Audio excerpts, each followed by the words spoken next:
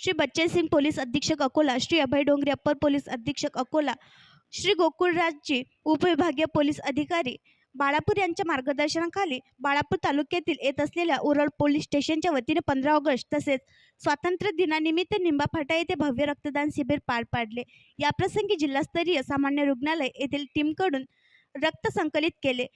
याप्रसंगी सरपंच, पोलीस पाटील, ग्रामस्थ, विविध पक्षांचे पदाधिकारी, कार्यकर्ते उपस्थित होते। उरळ पोलीस स्टेशनचे ठाणेदार गोपाळ महादेवराव ढोले यांच्या मार्गदर्शनाखाली PSI Ganesh Kayande, Hatrun beat police Shivanand Mude, Gaygaon beat police Vijaysing Zakarde, Raghunath Vitthal Nimade, भोजनी मेजर महमूद पठाण, इम्रान खान, परमवीर भाई ठाकूर तथा हातरुण तंटामुक्ती अध्यक्ष मोहम्मद आरिफ सर्व पोलीस कर्मचारी उपस्थित होते व तसेच उरळ येथील पोलीस स्टेशनचे PSI गोमासे यांच्या नागपूर परिक्षेत्र येथे प्रमोशन झाल्यामुळे गोमासे यांचा सत्कार करण्यात आला।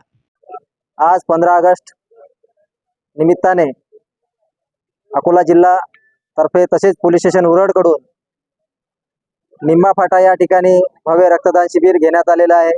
त्या ठिकाणी समस्त गावकरी मंडळी, परिसरातील मंडळी तसेच सामाजिक कार्यकर्ते, राजकीय कार्यकर्ते यांनी अतिशय भव्य असा प्रतिसाद दिला, त्याबद्दल सर्वांचं खूप खूप धन्यवाद।